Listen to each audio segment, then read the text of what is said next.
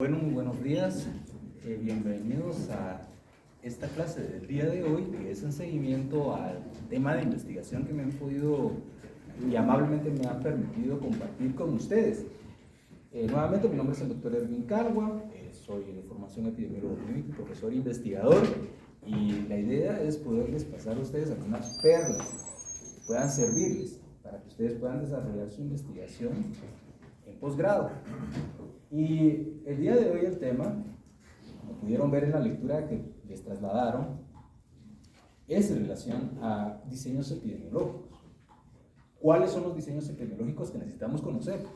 Básicamente, tenemos diferentes categorías, pero ahorita, y con fines prácticos de esta clase, tendríamos que hablar de diseños experimentales y diseños observacionales. Bien. Una vez dicho esto, uno de los aspectos, como el punto de partida que tenemos para el aspecto del diseño, es la pregunta de investigación. ¿Por qué dejar que tus hijos... Mira, pues no tenemos que dejar, no tenemos que pensar en la interacción de desarrollo de un trabajo de graduación o de tesis, como le llaman, que nos confunda, que tenemos que escoger un tema. Porque si nos enfocamos en el tema, es muy difícil que caigamos en lo sustancial. Recuérdense que lo que está pasando en el contexto hospitalario es esto. Y esto es en experiencia, y quizás el doctor Herrera lo ha sabido, en algunas esferas, digamos, la hospitalaria no es una esfera diferente a ella. Los jefes, quienes tienen que aprobar, tienen poco tiempo, o sus asesores tienen poco tiempo. Cuando tienen poco tiempo, la idea de abordarlos en un pasillo, como lo hacemos, mire doctor, quiero estudiar esto, el tema es tal, la mayoría de veces no les prestan atención, 2 minutos máximo. Si en 2 minutos el residente no logra captar la atención del jefe, del experto, ya perdieron.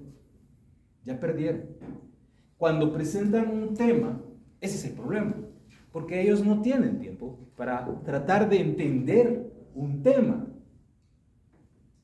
Lo práctico es llegar uno con una pregunta de investigación, como les hemos sugerido desde la clase número 1. Y la pregunta de investigación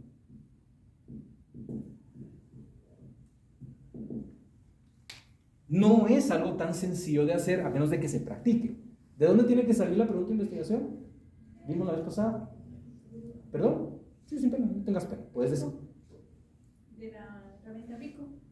Sí, o sea, eso te sirve, esa es la herramienta para saber, pero ¿de dónde sale tu pregunta de investigación? De las dudas. ¿Perdón? De las dudas. Sí, de las dudas clínicas, como dice Juan Pablo. O sea, el tema aquí es, miren pues, ustedes están a la par del paciente. Ustedes están viendo, lo que ya sabemos no necesita ser más que refrendado ni cuestionado. Lo que necesitamos cuestionar es lo que no sabemos, y lo que no sabemos es lo que necesitamos contestar. El tema principal, creo que el gran reto de cualquier programa de posgrado es entender en su proceso qué evidencia le da soporte. Por eso es que se deben desarrollar guías de práctica clínica, porque las guías de práctica clínica apoyan con evidencia. No es como el protocolo o el algoritmo. Una guía les dice cuál es el nivel de evidencia y cuál es el nivel de recomendación. Entonces tiene una sustancia, que es un aspecto que se ha fallado mucho en el sistema de salud en general, porque nos exige un protocolo, digamos, basado en la evidencia. Entonces no sabemos qué evidencia, si es A, o 1, o 2, o 3, le está dando, o se está dando para una recomendación. Cuando ya sabemos qué nivel de evidencia tiene algo que hacemos en la práctica clínica, ya podemos cuestionarnos, y de hecho eso es lo que hacen las guías de práctica clínica en evidencia, decirles, estas preguntas aún no han sido contestadas. Estas preguntas clínicas, o lo que nosotros estamos identificando como pregunta de investigación. ¿Y qué hace un posgrado? Lo que hace posgrado no es repetir, porque por eso es que están ustedes, aunados a una institución académica. La institución académica sí tiene que empujarlos a que ustedes conozcan algo, pero en una institución académica y en el marco de una maestría en ciencias, no se les pide repetir el conocimiento. sino presentar una pregunta de investigación que sea original, que parta de algo que necesiten saber realmente y que pueda aportar un nuevo conocimiento y que pueda ser generalizable en el ambiente del conocimiento. Entonces, pregunta de investigación. Y la pregunta de investigación dirige ¿qué? El diseño del estudio. Si a los profesores les pasan ustedes una pregunta de investigación, solo la pregunta les dice qué tipo de diseño epidemiológico voy a utilizar. Punto. Como vimos la vez pasada. Y como vamos a ver un ejemplo. O sea, dependiendo de cómo hago la pregunta, tengan por seguro que esa les dice inmediatamente cuál es el diseño. Y ya no se pierde. No el tema, por eso no insistimos en el tema. Insistimos en la pregunta. Ahora, déjenme contarles un poco acerca de este aspecto cuando abordamos, cómo abordamos desde el enfoque observacional. Ahora, el enfoque observacional es algo muy interesante porque casi, y se ha estimado que el 80-85% de la literatura científica que llega a través de publicaciones de revistas por pares indexadas a nivel internacional, que por cierto, según todos los posgrados deberían terminar en una publicación, no sé si sabían ustedes esto, pero en realidad la única manera que ellos podrían obtener la maestría es que al final obliga que no sea la tesis, es la publicación. Solo que nosotros en los programas de posgrado no hemos enfatizado ese aspecto, pero sí es una publicación, lo que les valida obtener una maestría en la Universidad de San Carlos de Guatemala en posgrado. Eso está en todos los programas, todas las maestrías clínicas. Así que el 85% de lo que ustedes van a ver en general en la literatura publicada es puro estudio observacional. ¿Por qué? Vamos a ver por qué cuando miremos brevemente el aspecto de ensayos clínicos. Así que el estudio observacional, vamos a ver si tiene, ¿qué me pasa? ¿Cómo lo puedo pasar? ¿Cómo pasó? ¿Cómo se llama? Haceme el favor, tú de leer esa pregunta. Bueno, está hasta arriba. Esta pregunta, ajá. Porque se lee cuál es la situación hipotética, pero ¿cuál es la pregunta? ¿Qué recomendaciones le harían para que iniciara su estudio? Exacto. ¿Qué recomendaciones ustedes harían?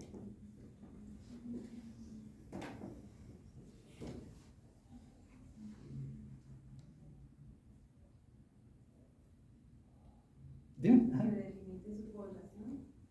Eso puede ser una. Ajá. Que no sean tomografías que ya tenga que hacer a pacientes que ya detecte con COVID, sino ir a buscar expedientes. Que no hagan tomografías, que busquen expedientes. Ajá. Ok. ¿Alguien más? Que averigüe cuál es la afluencia de pacientes que tuvieron COVID, y es bastante de su población, si no tiene mucho. Ok. Bueno, déjenme decirles. Intuitivamente, nosotros necesitamos que cuando ustedes vean una situación como esta, recuerden que lo primero que tienen que hacer es plantear una pregunta de investigación de esta situación. Eso es lo que quiero hacerles ver. Si hay una situación como esta, y llega una enfermera, o puede ser un estudiante, puede ser un jefe, porque hay una interacción con los jefes, ¿correcto? Entonces uno puede decir que una enfermera del departamento de neumología en un hospital local desea describir los hallazgos tomográficos por afectación pulmonar debido a COVID-19. ¿Qué es lo primero que ustedes le recomendarían a esta persona? Plantea la pregunta, ajá, porque ella dio el contexto, pero necesitamos plantear una pregunta. Esa es la primera recomendación. Y claro, la segunda recomendación es como tú decías, utilicemos una herramienta. Mire, hay una herramienta que la puede orientar, el instrumento PICO, porque por lo menos usted podría saber que limite su población, su intervención, exposición, su comparación como resultado. Pero la primera recomendación intuitivamente debe ser, planteen su pregunta de investigación. Porque en este caso necesitamos saber cuál es la pregunta de investigación de ella. ¿Cuál podría ser? Así que se escoge.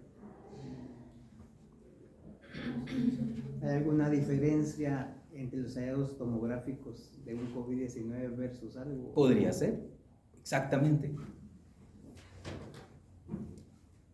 ¿Alguna otra idea? Porque aquí, en realidad, el tema es, ella quiere saber, quiere describir los hallazgos tomográficos. Entonces la pregunta es muy directa. ¿Cuáles son los hallazgos tomográficos? Y cuando se dicen cuáles son los hallazgos tomográficos, inmediatamente uno dice, el diseño de ese estudio es transversal. Es transversal, es observacional transversal. Se contesta, solo pongámonos en el otro lado, que tuviera que hacer una pregunta experimental. La pregunta, ¿cuáles son los hallazgos tomográficos por afectación pulmonar debido a COVID-19? ¿Puede ser por diseño un ensayo clínico? ¿O debe ser un ensayo clínico?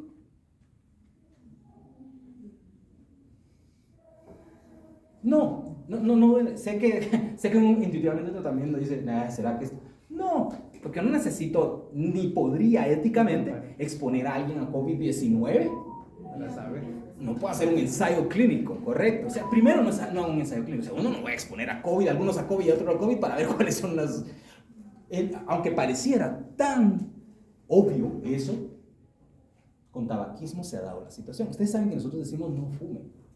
No fumen, no fumen, no fumen, no fumen porque causa cáncer pulmonar. Y ese es uno de los grandes dilemas en la actualidad, no para nosotros como médicos en nuestra práctica clínica, porque sabemos que fumar definitivamente hay una asociación, no causalidad comprobada, una asociación fuerte entre fumar y el cáncer de pulmón y otros cánceres. Pero al día de hoy no se ha podido comprobar que el tabaco o el tabaquismo causa cáncer pulmonar, porque tendríamos que hacer un ensayo clínico. Algunos ponerlos a fumar y ver si desarrollan cáncer y algunos otros y ver si no desarrollan cáncer o si lo desarrollan. ¿Me explico? Entonces esa pregunta, por diseño y por ética, inmediatamente uno dice, es una pregunta para contestar con un estudio descriptivo transversal. ¿Por qué? Bueno, miren pues. La sustancia que nosotros tenemos hoy día a día es que donde ustedes laboran, se llama el Ministerio de Salud Pública y Asistencia Social. Lo que pasa es que muchas veces olvidamos porque la salud pública, desafortunadamente, se ha visto como algo de inferior o de inferioridad, ser salubrista. Lo interesante es que todos los que participamos en un momento dado del sistema de salud, de profesión, somos salubristas. Y la salud pública es un principio de atención que abarca no solo la salud, abarca muchos campos del conocimiento, pero su parte más rigurosa se la da la epidemiología.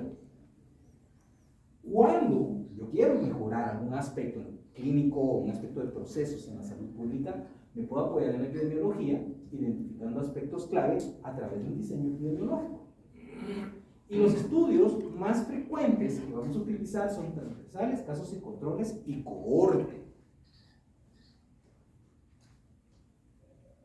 En salud pública hay muchas definiciones, pero lo que hacemos nosotros aquí es venir a reducir la incidencia, nuevos casos de enfermedades. Eso es lo que buscamos hacer. O sea, aunque ustedes aquí se dedican a ver pacientes en una emergencia, a meterlos a salas, en realidad en el fondo es que esa información, esos datos, saquen información que deben servir para tomar medidas de salud pública a nivel nacional. Eso es como la debe funcionar. Así que tratamos de, a través de esa data e información, reducir enfermedades. Y eso ayuda a la promoción de la salud del conjunto de la sociedad. Ahora, la epidemiología, ¿qué les dice? Les dice cómo se distribuyen y cuáles son aquellos aspectos que determinan que una población pueda ser saludable o que una población pueda tener enfermedad. O sea, es distribución y lo que determina. Esas son las dos cosas que se necesitan. La podemos aplicar en cualquier campo de la salud y se considera una ciencia básica. La ciencia básica de la salud pública. Yo soy epidemiólogo clínico, los que nos formamos, hay epidemiólogos clínicos. En epidemiología, solo para que entiendan que hay subdivisiones, así como pueden haber en gastro, como pueden haber en neonatología, en pediatría en general, pues también los epidemiólogos tenemos subs, por así decirlo. Entonces, en el caso mío, yo soy epidemiólogo clínico. Esto es que los principios, que ustedes ven, determinantes y distribución, lo veo más específicamente en cómo diagnosticamos y cómo tratamos para ustedes en la práctica clínica. O sea, ya en sí en el día a día de la práctica clínica. Es como ustedes se imaginan la pedagogía, que también la he hecho, de ponerse básicamente una mochila e ir al campo. Este es aquí en el hospital. Y luego una sub de eso es farmacoepidemiología. La farmacoepidemiología lo que hace es que nos ayuda a saber los usos y efectos de medicamentos en grandes poblaciones. Entonces, por así decirlo, la epidemiología, y aquí en Guatemala habemos epidemiólogos que tenemos subs, ¿verdad? Y las capacidades para el método para poder llegar a hacer ese tipo de análisis en un momento dado, especialmente en los contextos que se dan en la actualidad. Entonces, la epidemiología, ¿a qué les va a servir? Les sirve a ustedes para, si tienen una pregunta de cómo se comporta una enfermedad en el tiempo, les permite identificar la historia natural de la enfermedad, les permite describir la distribución, con qué frecuencia, qué tendencias tiene esa enfermedad. También les permite saber, porque establece determinantes, cuáles son los factores etiológicos y los factores de riesgo para que aparezcan o se desarrollen enfermedades. También nos permite saber no solo si aparecen o no, sino en qué magnitud. Es cuando uno dice, exponerse al cigarrillo puede aumentar 5 o 6 veces, es en orden de magnitud, 5 o 6 veces la posibilidad de tener cáncer. Entonces, esos aspectos los podemos hacer a través de la epidemiología. Nos permite también identificar quiénes son vulnerables y cómo podemos controlar los problemas de salud. Luego, miren, lo más frecuente que queremos hacer como profesionales acá es que quisiéramos hacer ensayos clínicos, pero desafortunadamente muy pocos conocen los 3 conceptos básicos de los ensayos clínicos: eficacia, efectividad, seguridad. Esos 3. Y lo que más frecuentemente confunden es eficacia y efectividad. Eficacia son las condiciones experimentales que nos llevan a tener el objetivo, es decir, que básicamente encerramos a ese sujeto dentro de un ambiente donde lo único que va a cambiar es el medicamento, que es lo que hacen en ensayos clínicos, fase 1, fase 2, fase 3. Luego, digamos, tenemos la posibilidad de hacer efectividad, que es probar ese medicamento o dispositivo en las condiciones normales de uso. Y en esas condiciones normales hablamos de efectividad, no eficacia, porque es cuando yo vengo. Por ejemplo, me acuerdo, en el Instituto Guatemalteco de Seguridad Social, estaban utilizando unos quelantes, pero el quelante necesitaba un cassette específico y ya no tenían ese cassette. Entonces utilizaban el cassette, necesitaba un microgotero especial, entonces utilizó un microgotero. Lo empezaron a utilizar como un microgotero que no era especial, entonces estaban evaluando si tenían la misma respuesta con los quelantes, los pacientes pediátricos, utilizando un microgotero que no había sido el que se había utilizado de forma natural en el ambiente de un ensayo clínico. A eso le hablamos efectividad. Especialmente son principios muy importantes a recordar cuando estamos hablando de desarrollo de tecnologías médicas. Y atención, los hospitales estamos tratando de desarrollar tecnologías médicas, más de lo que ustedes se imaginan, y puede ser un área de desarrollo para ustedes. Luego viene la evaluación y diseño y ejecución de programas y servicios de salud. Claro que un estudio puede venir a ver cómo, hasta evaluar el programa de posgrado, el programa que están recibiendo ustedes, algún programa que están haciendo para mejorar alguna situación. Es decir, es posible evaluarlo con epidemiología. Ahora, siempre el aspecto clave va a ser la pregunta, porque esa pregunta les da el método. Y recuérdense, o es pico o es identificaron si esa pregunta tiene población, le dice qué tipo de relación está queriendo hacer y si tiene variables. Por ejemplo, el plasma de convaleciente COVID-19 es mejor que el tratamiento sin plasma para tratar casos severos ventilados con COVID-19. ¿Qué tipo de diseño creen que serían eso? ¿Quién se atreve para esa pregunta? Esta primera. ¿Perdón? Sin pena, no tengan pena. Aquí, equivóquense. Lo más importante es que sean, equivóquense o aciertenle, pero sin pena, díganme. Esta pregunta, ¿cuál sería? ¿Qué dirían? ¿Esta es para un diseño de qué tipo? Ese es un ensayo clínico. A todas luces es ensayo clínico, porque estoy diciendo, voy a poner un plasma de convalecientes, es la intervención, y voy a tratar de ver si el tratamiento mejora al paciente o no mejora. ¿Me explico? Ese es un ensayo clínico. Viene la segunda pregunta. ¿Qué creen que sea? ¿Cuál es el periodo de desarrollo de nutrición crónica en pacientes asintomáticos? ¿Qué tipo de diseño epidemiológico podría ser?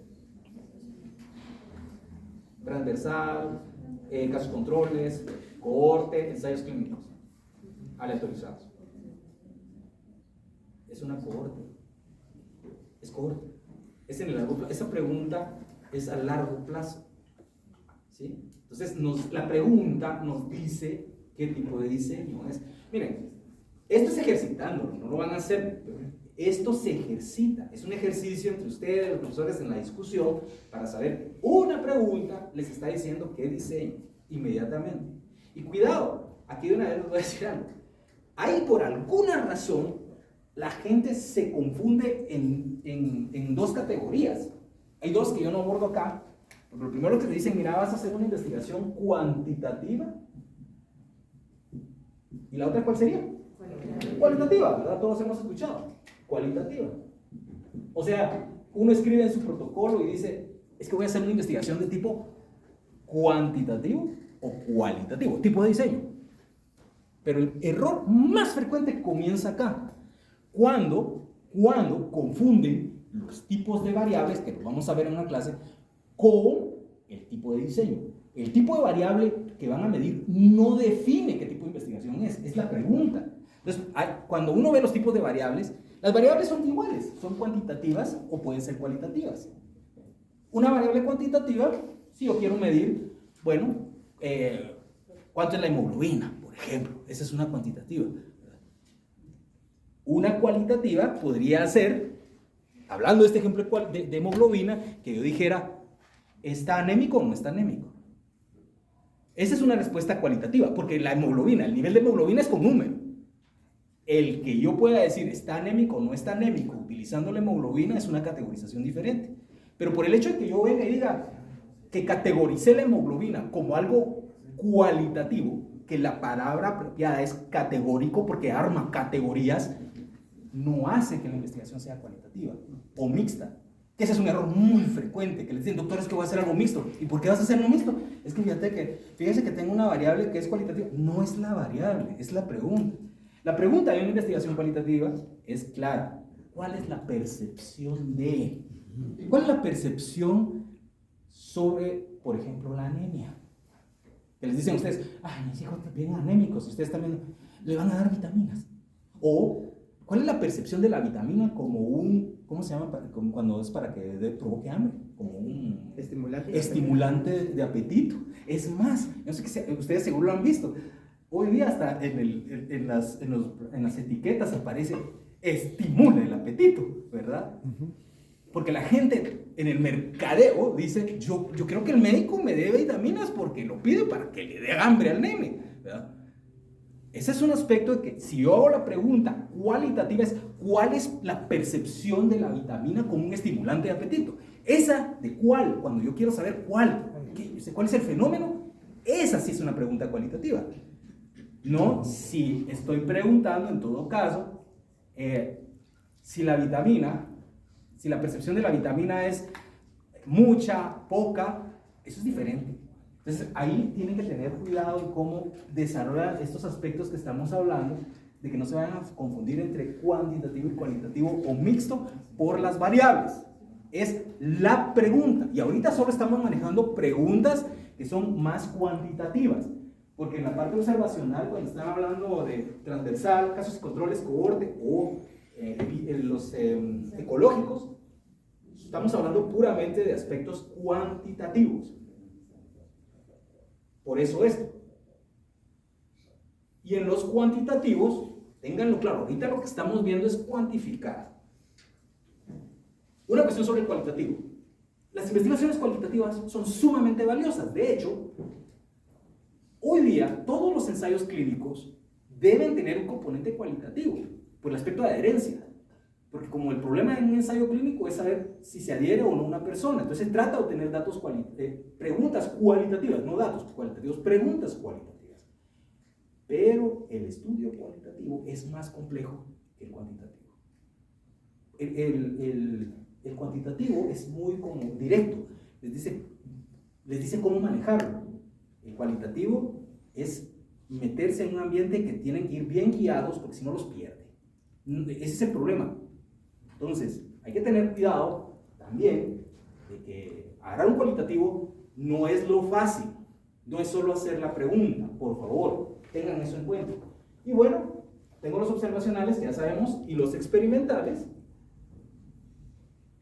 Y dentro de lo que ustedes observaron, habían otras propuestas, ¿verdad? Como el pseudo experimental, que eso es muy importante que conozcan porque hay muchos que quieren hacer ensayos en el hospital.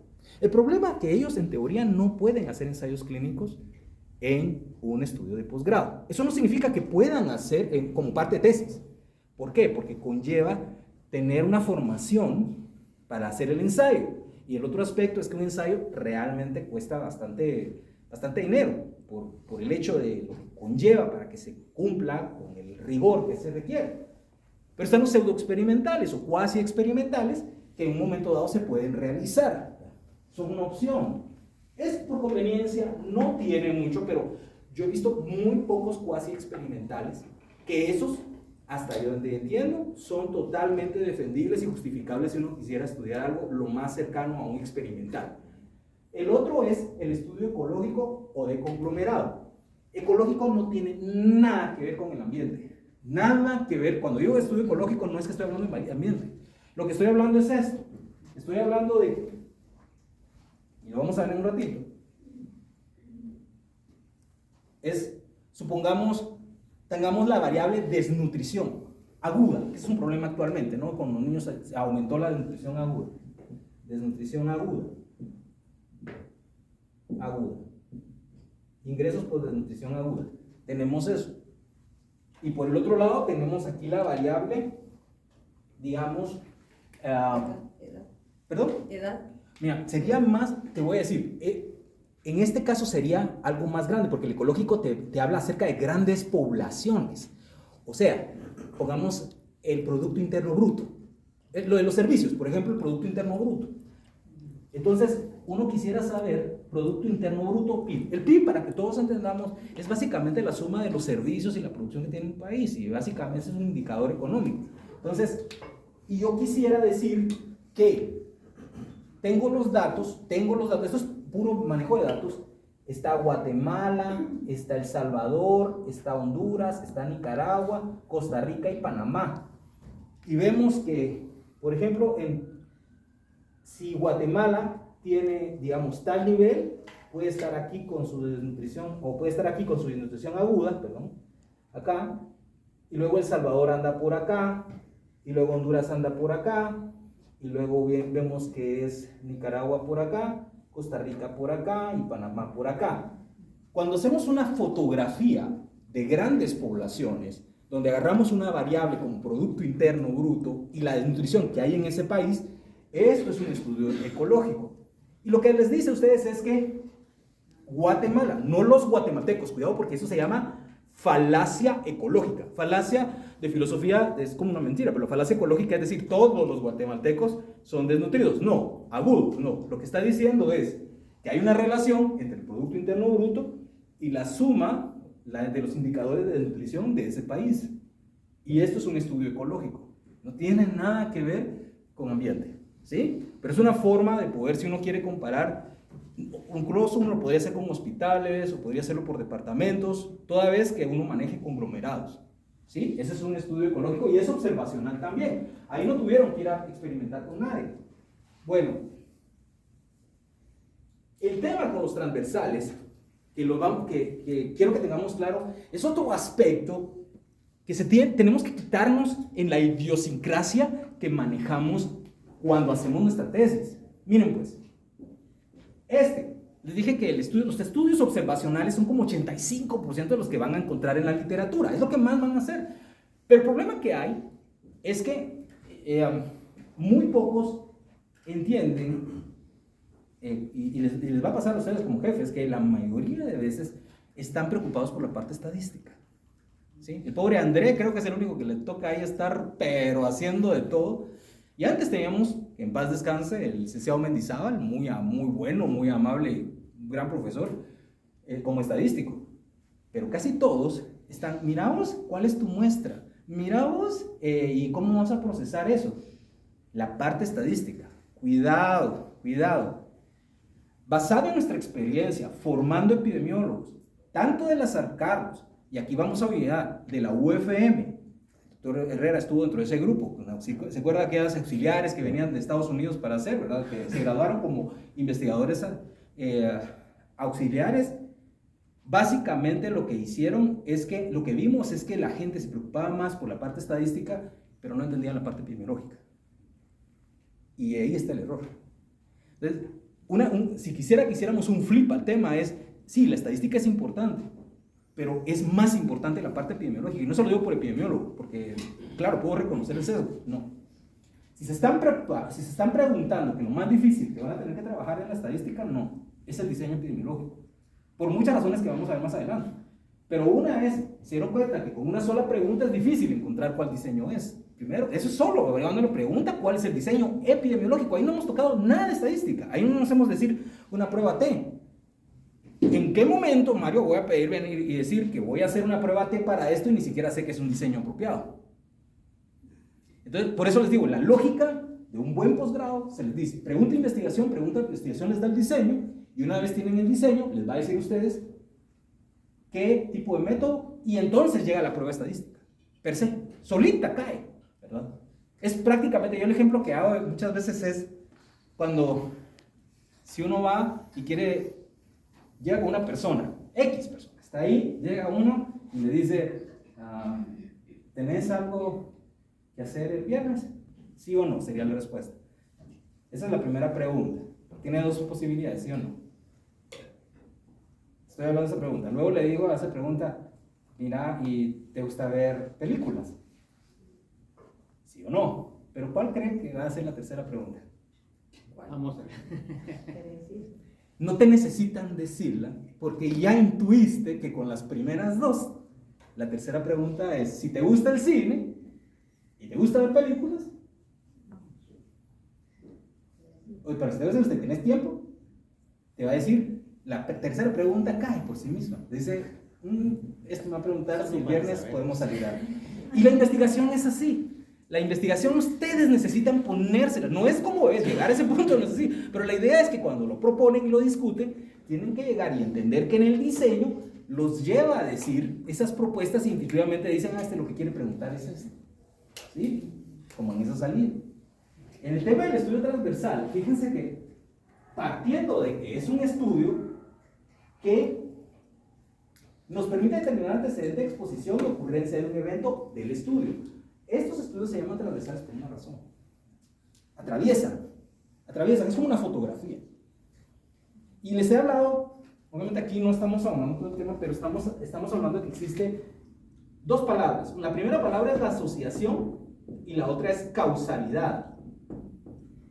Nosotros en epidemiología tenemos mucho problema con lograr entender que la causalidad es algo sumamente complejo de llegar, como les dije con el caso de cáncer de pulmón.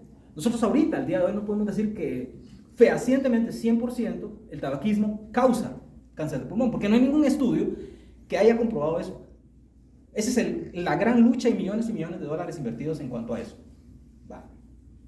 Pero asociar sí. ¿Y qué pasa con la asociación? O sea, yo puedo decir, el fumar se ha asociado, no estoy diciendo que se está causando, se ha asociado con tener cáncer de pulmón. Porque si hay estudios de cohorte, porque no podemos poner a fumar a la gente para ver si tiene cáncer. Lo vemos en el tiempo, que son estudios de cohorte, y se ve si las personas expuestas a fumar o no, tienen o desarrollan cáncer de pulmón.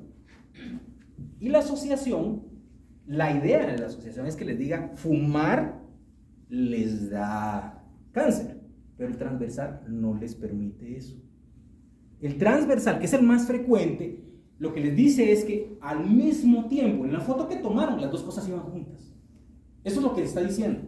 Otra vez, o sea, ustedes siempre tienen un factor de exposición y tienen un evento. Fumar, poder tener en un momento dado cáncer. Pero en un transversal, las dos cosas, es tomarle la fotografía y las dos aparecen. No saben si tenía ya cáncer y estaba fumando, o fumaba y cáncer. Un estudio transversal no les dice específicamente que un factor funciona de esa forma, ¿sí? Porque se toman la fotografía de las dos cosas al mismo tiempo. Muy diferente con los otros diseños que vamos a ver. Y el otro aspecto, esta razón de Mobius, o lo que llamamos OR, odds ratio, que les llama, viene del producto de un cuadrito sencillo que les dice a ustedes, ¿está expuesto o no está expuesto? ¿Es caso o no es caso? Y sobre estas simples figuras que hay ahí, especialmente con muestras arriba tienen que ser muestras usualmente arriba de 5 en cada uno de los cuadritos. Si hay alguna que está abajo de los 5, no les va a dar un OR. O sea, el OR seguro les va a tirar 0. No se va a poder hacer, perdón. Pero en sí, este es el OR, razón de momios. Es así como lo encuentran, o razón de productos cruzados. Razón de productos cruzados porque se hace de esta forma. Por eso ven que es A por D, aquí A por D, C por B. Ese es el OR. Ahora, aquí otra situación. Es muy frecuente, y sigue siendo muy frecuente, que las personas dicen, ese siempre ha sido un ensayo clínico, doctor, porque tiene casos y tiene controles. No, por tener casos y controles, no es un ensayo clínico. El ensayo clínico es a través de la intervención, no por tener casos y controles. Ese es otro error muy frecuente, como el error que estábamos hablando de cualitativa. Entonces, este nos da una idea de que hay una asociación entre las variables. Y podríamos decir, sí, fíjese que vimos que tanto fumar y tenía cáncer como que se parecía junto. Ahí estamos. Pero no podemos decir que esa asociación hay una preexistencia por la forma en que tomaron la foto. Varía un poco, vamos a ver aquí, las ventajas. Lo bueno de utilizar un transversal es que es eficiente para estudiar prevalencia de enfermedades. Ese estudio, el de transversal, les da prevalencias. Es decir, la suma de los casos nuevos más los casos que venían. Nadie les puede decir, voy a hacer una incidencia a través de un estudio transversal. De una vez les digo, ¿sí? Porque ese es un estudio de prevalencias, ¿sí? Y se puede estudiar varias exposiciones, son poco costosos y se pueden realizar en poco tiempo y se pueden estimar la prevalencia del evento. La desventaja es que es difícil definir y medir exposición. Caemos mucho en sesgos de selección, es decir, errores al momento de seleccionar, errores en caso de los casos ya muy prevalentes. Como les digo, es muy difícil comprobar la relación causa-efecto, que les estoy diciendo. Causalidad prueba causa y efecto, es decir, que antecede la causa al efecto. Pero en como los dos se tomaron la tiempo, no se puede. En un transversal es muy difícil hacer. Luego, la sobrerepresentación de enfermos con tiempos prolongados de sobrevida con manifestaciones de mejor curso clínico causan una desventaja cuando sobreviven mucho tiempo. Y se puede presentar una causalidad muy débil cuando se habla un poco de causalidad, pero en realidad ni se puede asociar. Y este es un ejemplo: protocolo de estudios seroepidemiológicos poblacionales sobre COVID-19, estratificación de edades. Esto viene de la OMS, cuando estábamos por el COVID. Para poder hacer COVID, nosotros lo hicimos en la FACU, en algún momento se los voy a mostrar. Los diseños que ellos decían eran para esa pregunta: ¿son estudios transversales o transversales? O longitudinales. O sea, hay mismas guías con lo del COVID. Con lo del COVID, cuando entró, le decía, si usted quiere hacer estudios de seroprevalencia, que los hicimos, como les digo, ¿tiene que ser un transversal o es un cohorte? De una vez se los dice, ¿sí? Pero hay que entender por qué se los dice, ¿sí? Entonces, ¿se acuerdan que la pregunta de la enfermera era ir describiendo aspectos de COVID-19, correcto? Entonces, por ahí, esos transversales son los que se utilizan o que normalmente les van a decir con mucha frecuencia a guías que lo realicen, por los costos. Luego este es el de casos y controles. Este es el que suele tener problema con el ensayo clínico más frecuentemente. Se confunden entre decir, voy a hacer un ensayo clínico porque tiene casos y control. Y eso es muy frecuente a nivel de los que están dando las clases. Ustedes, porque tienen que saber que el caso y control no es un ensayo clínico.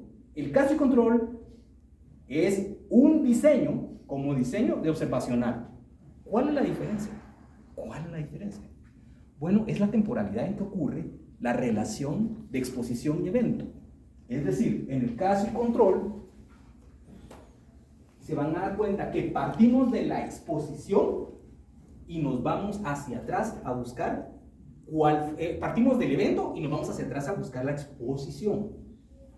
Por eso se llama casos y controles. Entonces, vamos a captar a pacientes que tienen dengue y vamos a ir a buscar hacia atrás si tuvieron COVID-19. Era dengue severo, pero vamos a ir a buscar hacia atrás si ellos estuvieron en algún momento dado o expuestos o tuvieron COVID-19. Esa es la diferencia. No es como el transversal era una foto. En este yo agarro los pacientes, que son casos, y me voy hacia atrás a buscar la exposición. Es hacia atrás. Sí, decía. Entonces, doctor, ¿está entendiendo que estos casos importantes tienen que ser retrospectivos siempre, doctor? ¿Estos? ¿Tienen que ser retrospectivos? Sí, porque es para atrás, vas a buscar atrás. De hecho, ese es uno de los aspectos más complejos de este estudio, ¿verdad? Porque ya se volvió caso. No podrían tener casos y controles que sean prospectivos.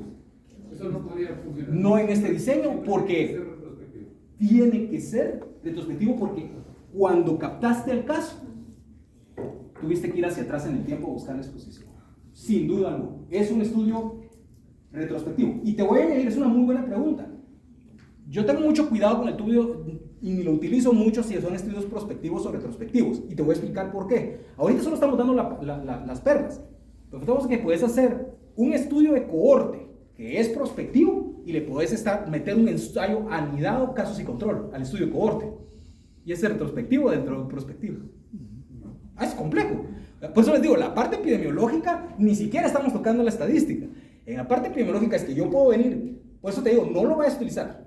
No digas este estudio es prospectivo o retrospectivo, no. Es un caso sin control, tienen que saber que el tiempo va para atrás. Pero cuidado, porque tenés casos y controles que están hechos dentro de una cohorte y es un caso sin control anidado y ese estás viendo retrospectivamente dentro de un cohorte que va avanzando. Mi sugerencia, pero buena pregunta. Nuevamente, aquí volvemos a utilizar la razón de momios. ¿Qué pasa con el estudio de casos y controles? Por supuesto lo pueden hacer. Es, de hecho, muy interesante hacer uno. Yo he visto uno publicado por Angelito Velarde, que es aquel publicó uno muy interesante con niños. Él, aquí lo tengo, vamos a ver si lo podemos ver. Él estudió la maestría con nosotros, le voy a poner eso, ahí está.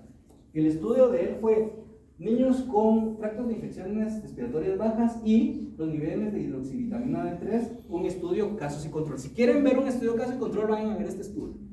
Lo hizo con Brian Strom, que es el papá de la farmacoepidemiología en Estados Unidos. Es un tipazo y o sea, no se lo hizo con cualquiera. Este no es cualquier ensayo clínico, pero es muy bonito. Y él captó pacientes, pero luego fue a buscar controles. El problema no es capturar el caso. El problema es captar el control. Porque es la idea del caso y control que sube un poquito más en cuanto a la escala de complejidad. Es que sí, ustedes capturan el caso aquí con dengue, pero necesitan ir a comparar el control con una persona que tenga las mismas condiciones. ¿Qué hacen? Lo normal es que se tome el control del hospital. Cuidado, porque los pacientes del hospital no son necesariamente buenos controles. Quiero comparar con alguien. El control ideal, en un caso y control, es irlo a buscar a la comunidad dentro de un radio del paciente para poder determinar si esa persona se expuso en un ambiente como ese. En este caso, eso es lo que iban a buscar para poder comparar el control dentro del contexto en que se desarrolló. Aparte, si yo voy a hacer casos y controles para problemas hospitalarios, que mire, ¿verdad? Donde la exposición sea como una IAS, por ejemplo. Esa pues puedo hacer un control porque es aquí la exposición. Pero el problema se da si quiero estudiar algo que va a ir hacia la comunidad. Y por ejemplo pues lo que podemos ver acá es que ellos fueron en un caso de control en niños de 3 a 60 meses del área metropolitana de Guatemala, hospitalizados. O sea que se vinieron a obtener, yo creo que fue aquí, si no recuerdo. Y luego tenían una neumonía adquirida en la comunidad entre septiembre y diciembre de 2012. Los controles, esta es la clave, fueron seleccionados de un lugar donde había niños donde se colocan inmunizaciones en clínicas que servían a la población, de los cuales los casos emergieron.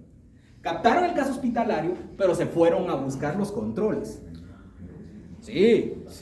O sea, es un trabajo que ya lleva... Se puede hacer un hospitalario, pero este es un ejemplo de la sofisticación que lleva un caso y control epidemiológicamente bien hecho para poder tener evidencia como la que vimos en este caso con vitamina, ¿no? Bueno, y el estudio de cohorte, tengo que ver rápido por el tiempo, es que obviamente aquí sea tan rápido el tiempo, no quiere decirles de todo, pero no se puede. El estudio de cohorte, ese es a largo plazo. Yo en mi práctica yo he hecho de todos excepto el ensayo clínico. No me quiero retirar como investigador sin antes haber hecho un ensayo clínico. Y les voy a decir algo, como vamos a ver, ensayos clínicos en Guatemala, hechos propios en la academia, de la farmacéutica sí, un montón, pero hechos por nosotros. Yo he visto en nutrición un par y han venido a Estados Unidos, pero un ensayo clínico, no. A pesar que es la pregunta más frecuente que quieren resolver, por los medicamentos y por tratamiento. Pero lo más cercano que tienen es un estudio de cohorte, porque la base del cohorte es que tienen una gente que está expuesta y no expuesta, y en el tiempo pueden observar qué pasó con ese paciente. Cuidado, volvemos a lo que estábamos hablando hace un ratito, algunos le llaman prospectivo o retrospectivo. Yo personalmente soy muy cuidadoso con eso porque sucede que si ustedes van a revisar una cohorte en registros clínicos, ¿es prospectivo o es retrospectivo? Es retro, no hay otra, ¿verdad? Entonces hay que tener cuidado porque nosotros por definición sabemos de que cohorte normalmente es un prospectivo a largo plazo. Y aunque sea retro, lo que están viendo es que están agarrando un punto de partida y va hacia adelante a partir de ese punto, pero la adquisición del dato es de una forma retrospectiva. Eso es lo que confunde.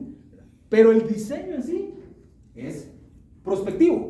¿Por qué es importantísimo decir que un cohorte es prospectivo? En ese sentido, entender que va hacia adelante, porque ese es el más cercano, porque el siguiente sería el ensayo clínico, que les dice en qué momento se expusieron y empezó a haber problemas.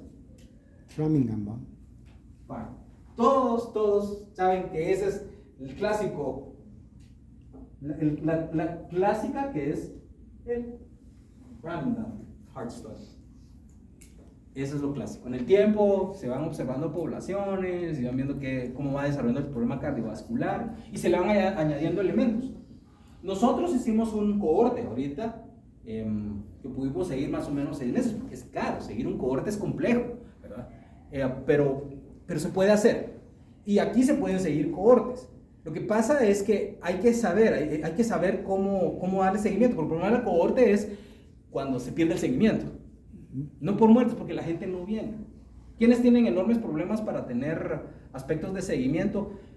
Creo que, no sé cómo están ustedes ahí en nefrología, ¿verdad? Pero en un momento dado, los pacientes con nefrología puede ser que los metes en un cohorte, pero por la distancia ya no vienen, por algún problema, entonces hay una caída de pacientes. Uno los quiere meter en una cohorte de estudio, pero hay un número de pacientes que ya no siguen. Cáncer es otro también, ¿verdad?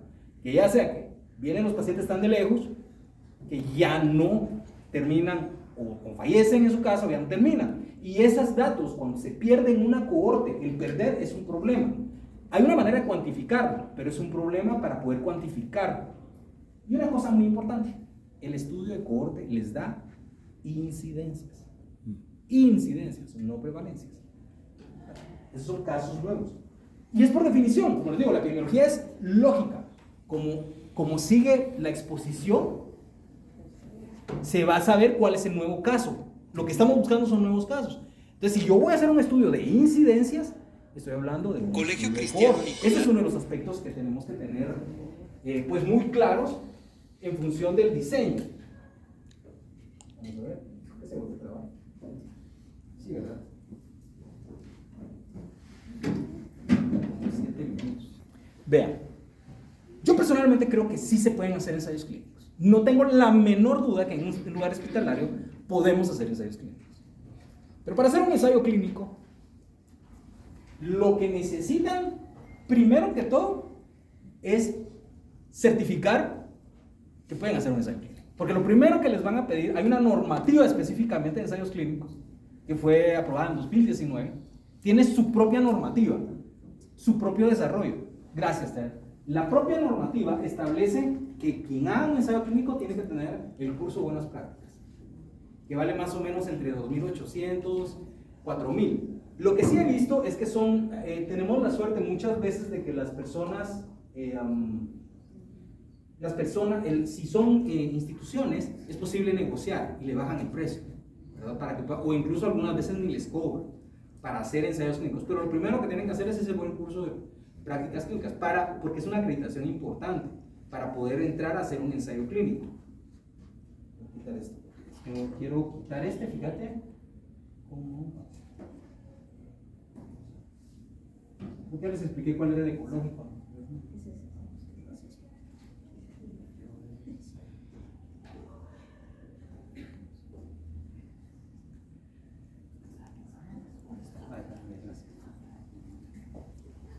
Lo segundo es que hacer un ensayo clínico requiere una estructura de una persona que conozca bien el tema. Segundo, la parte metodológica, que tiene que ser un investigador entrenado para poderles guiar en el rigor, porque lo que les van a evaluar es el rigor de cómo hicieron el ensayo. Y seguro van a tener que tener un estadístico. Seguro. Ahí sí se requiere un estadístico específicamente que se dedique a hacer el análisis. Cuidado, uno de los errores más frecuentes, ustedes no lo van a ver ni lo van a captar. O sea, normalmente no lo van a ver, pero nos ha pasado acá. Mucha gente va y pide un estadístico que se lo haga. Me pasó hace poco en un posgrado de otro hospital. Y en ese hospital la señorita tenía que presentar un aspecto muy sencillo de desnutrición aguda. Y cuando presentó los aspectos estadísticos, estaban bellos, la sofisticación, y todo el mundo estaba súper bien con lo que estaba viendo. Cuando nos pidieron evaluarlo, los que sabemos, nos dimos cuenta que esas estadísticas no tenían nada que ver con la pregunta de investigación y con el diseño epidemiológico. Y perdió el posgrado en ese ratito. ¿Por qué? Porque no se percató, se dejó llevar por lo que le dijo el estadístico y no supo observar, y nadie le supo decir que esto, bueno, realmente así se le dijo. Ella simplemente no siguió las recomendaciones hechas de la parte epidemiológica para que tuviera sentido lo estadístico, y perdió el posgrado. En el caso de los ensayos clínicos,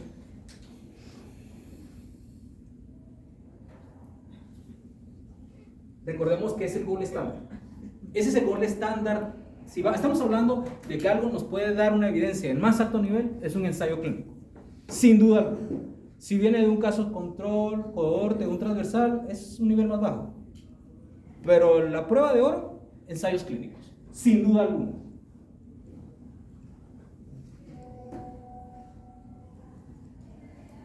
La historia del ensayo clínico parte muy sencillo. La historia documentada en la literatura científica usualmente dice: en un viaje se encontró que algunas personas tenían escorbuto, que no se sabía que era deficiencia de vitamina C.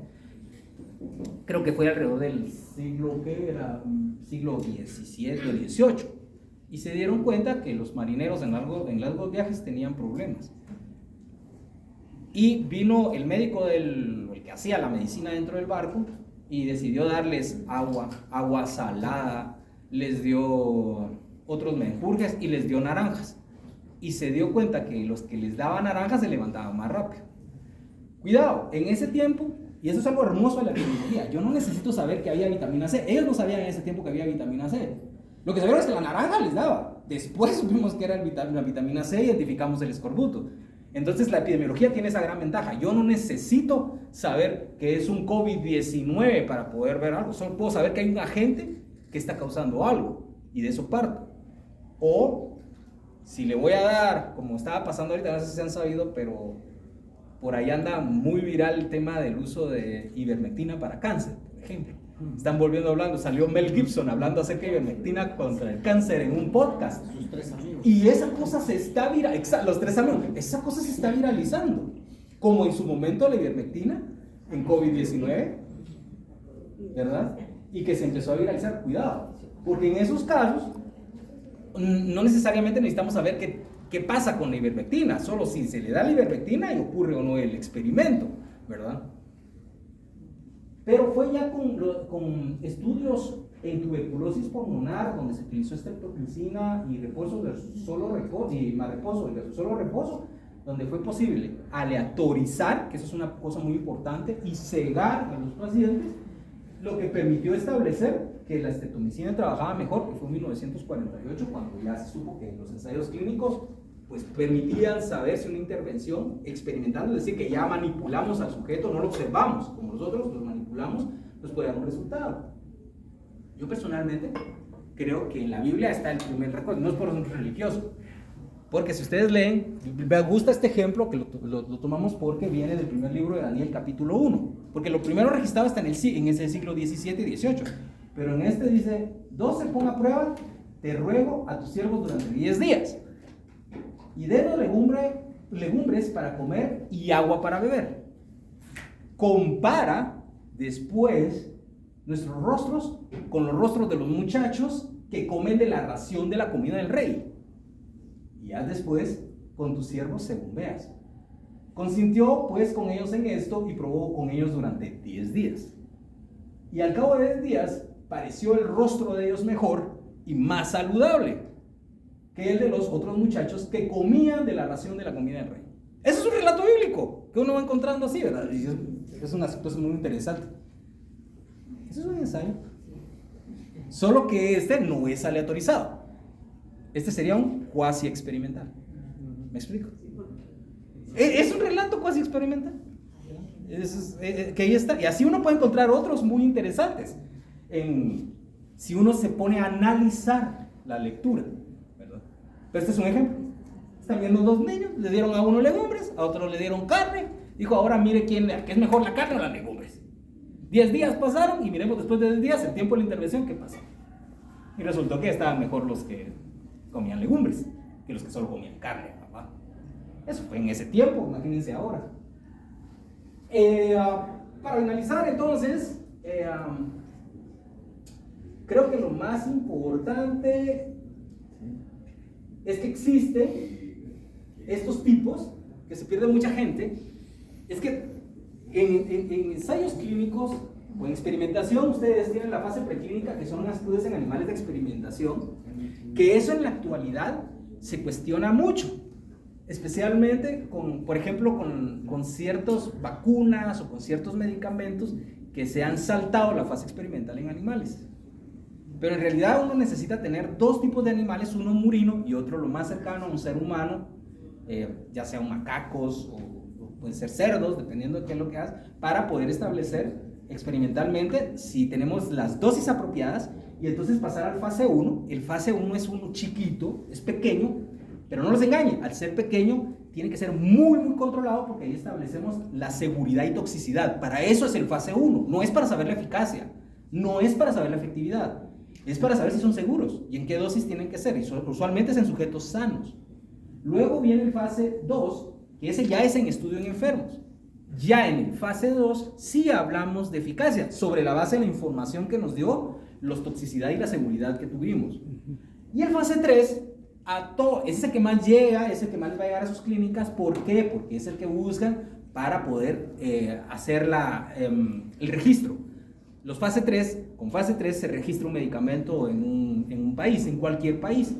El fase 4 es ya una vez aprobado, uno en el tiempo, son los estudios farmacológicos, farmacoepidemiológicos, que en el tiempo ve si tienen o no efectos adversos o efectos favorables. Ejemplo ahorita, el Ozempic.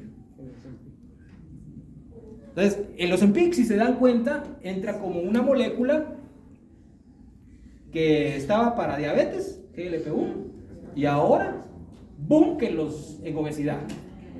Y creo que ahorita está en otra, parece, no sé si Alzheimer o no, pero ahorita se les va a encontrar otro. Pues es un gran problema, pero eso se descubrió en la fase 4. Eso es un fase 4, ¿verdad? No le requiere usualmente, y no les piden usualmente fase 3, porque ya está como esa molécula. Otro que se utilizó mucho, y seguro ustedes lo han escuchado, es misoprostol. El misoprostol originalmente, ¿qué era? ¿Para qué servía? ¿Saben ustedes? ¿Saben para qué? Sí, todos han visto. ¿Perdón? Para la panza era un gastro. Aquí, fíjate que el registro tuvimos una reunión hace años con la OPS, OMS, entró el medicamento y decían, es que vamos a utilizar misoprostol para manutención cervical. Entonces yo les pregunto, ok, miren, sí, interesante, pero ¿por qué se registró esto? Es que se registró para problemas gastrointestinales. Se encontró que colocándolo en una tableta que es para tomar, se colocaba en el cuello para poder... dilatar, ¿y qué? Pero ese era un medicamento para problemas gastrointestinales, cuya función después terminó siendo para misoprostol y luego se empezó a desarrollar. Y eso es lo interesante cuando uno ve este tipo de espectros, porque los estudios fase 1, fase 2, fase 3, fase 4 son clave. Y cada uno tiene su propia cantidad de pacientes y tiempo. Para desarrollar un fase hasta 3 pasan 12 años aproximadamente.